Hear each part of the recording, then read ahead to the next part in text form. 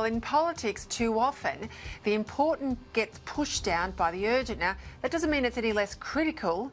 It just means there's only so much bandwidth in any political office on any given day to deal with the issues that are there as urgent.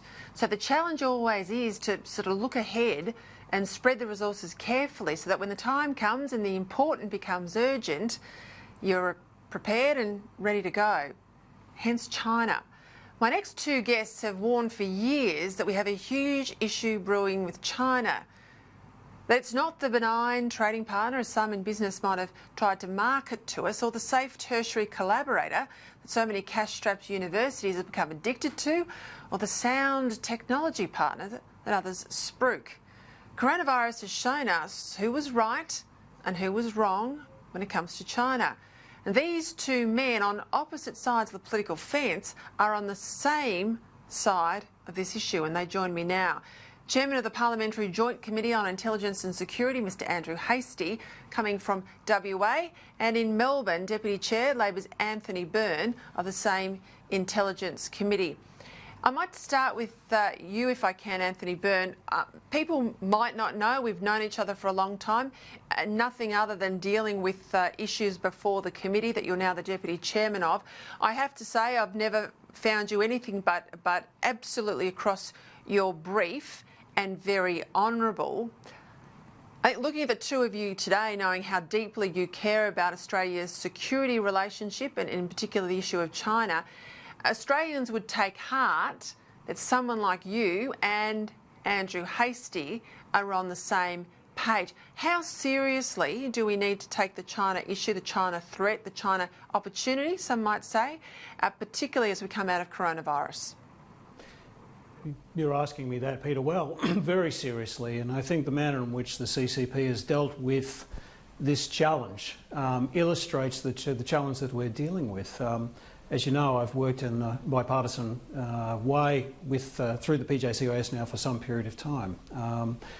The threat that we're confronting through the activities of the CCP is not abating. I mean, for example, even with Australia grappling with the coronavirus, its intelligence activities have not ceased or abated. Its activities in the South China Sea haven't abated.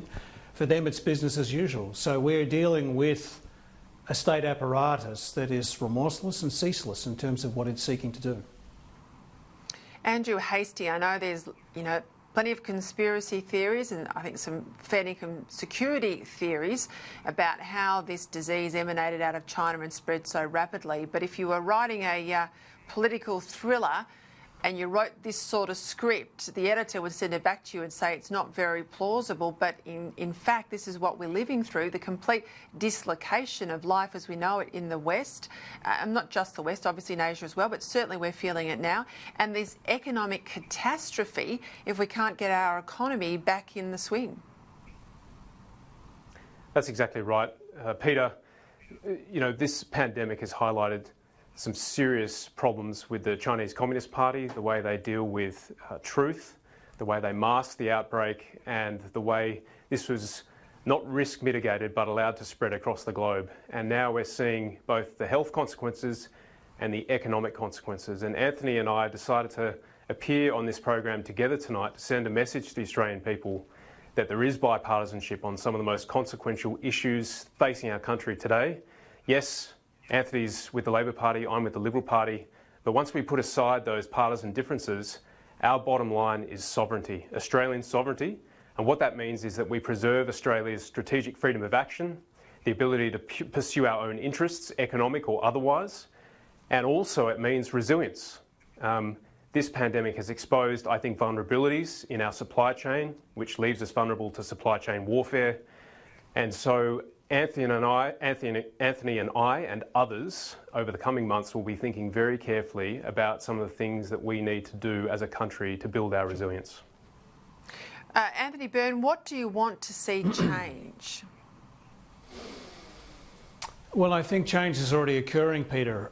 I think that people are understanding that our major trading partner is not just a benign force for good in the world affairs. It's watching its activities, it's watching one of the most colossal pieces of incompetence of any government in any government's history in terms of how the coronavirus emerged, how it spread. Not only that, then the cover-up. And not only now with the cover-up, what we're dealing with is a party, if you want to use that term, that is now seeking to say, look, well, we've got the problem solved. In a sense, it's like the arsonist that started the bushfire that says, look, we've solved it for you, in terms of then putting a few buckets of water in, trying to cure the bushfire. That doesn't wash. So I think what's happening, there will be a fundamental realignment of the public and the body politics assessment of how they do business in China and Western democracies. That is an inevitability. It's occurring at the present period of time. Andrew is very well aware, Andrew and I are well aware of discussions and are having discussions with members of other parliaments about what we do in terms of this fundamental shift, this realignment that needs to occur as a consequence of what has happened to Western democracies as a consequence of this mismanagement of the coronavirus by the CCP. Andrew, you know, China is like crack cocaine to most businesses in Australia. You're from Western Australia. I know you've probably copped the same phone calls I have every time you speak out about China from business leaders. I wrote about it in the weekend when I worked for the former PM. Anytime he said anything that was even moderately tough on China, the business people, the kowtow as I call them, would hit the phones and try and bully changes in language. Have we got the guts to get off the crack cocaine of China? It's a great question, Peter. We've always been a trading nation, from wool exports in the first 150 years since British settlement, and now we've moved into the resources sector. And WA owes its prosperity to our iron ore exports, particularly, among other minerals. So I don't think we stop trading. No one's suggesting that we pull up the drawbridge. But certainly we should always do things from a position of strength on our terms. And, you know, I think in the business community particularly, there's this naivety that, you know, everyone plays by the rules. Well, as we know on the global stage and as history teaches us, people don't play by the rules. And I think we've been played for mugs for quite some time. And that's why I welcome the changes to the FIRB, although there's more work to be done there, I think. And the other areas that we've shored up our interests, for example, the 5G decision with excluding Huawei and ZTE from our future 5G network.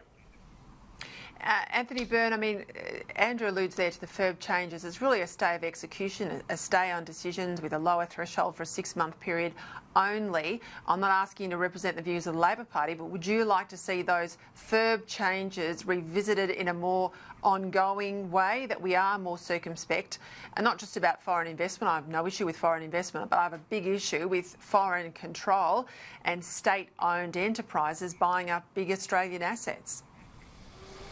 I think if anything good has come out of what the economic devastation that's been wrought by this virus, it is a fundamental re-evaluation about what's in the national interest, our sovereign interest, as Andrew and I would say, and what's not. And so I think it's a very good sign. I think the Australian people are quite comforted by the fact that there have been a change, albeit for 6 months.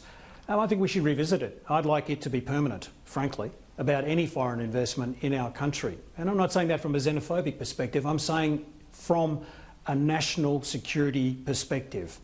And I think the problem for us is, I think that if anything good, as I said, there's going to be a fundamental rebalancing. I mean, FIRB has copped a lot, and I have a very good friend of mine who's the chair of FIRB, who's David Irvin, and he's a good person. He's been the former head of ASIO and ACIS. He's a good man. He, particularly after the sale of the Port of Darwin, shall we say, bringing him on was a good move by the Morrison, or I think it was the Turnbull or Abbott government, I'm not quite sure which one it was. But the fact is that we need every decision that's made economically like this needs to be seen through the lens of national security, particularly when you have overseas interests that are purchasing a stake in our territory, in our farm. And just coming back to businesses, and I noticed you've said this 2 or 3 times, if business want to play by those rules and then go behind and sort of then pick on people because they're standing up for Australia, do let me know, Peter. I'd be very happy to have a conversation or mention them in public. I mean, they're brave privately, but let's hear them defend China and their commercial interests publicly. Oh, I agree with that very much. I will take you up on that. Andrew, I want to ask you something completely off topic before we go. You have worn our uniform, and you know when you're wearing the uniform in Australia, your pay is different than when you are in active service, let's say, and you're serving overseas. One of my viewers, Cameron, put to me today, and I think it's a good idea that we should consider, do we pay our medical staff in the middle of, really, we've seen this overseas, a lot of them have died, risking their lives in the front line of this fight. Should they be getting some sort of active service pay? It's a really good point, Peter, and you're absolutely right. Australian personnel deployed overseas in high-risk environments receive danger pay for their service, and I'm very open-minded about such an idea, especially for those who are risking their health and their strength to save Australian lives during the middle of this crisis. So my instinctive answer is I'm very open-minded and instinctively supportive, I suppose. All right, well, can you take it up with the Minister, seeing you've worn the uniform and I haven't, and you've got a lot more clout possibly than me? If you can make that call and suggest it to Greg Hunt and put it back through the state ministers as well, I'd be very grateful. No worries, Peter.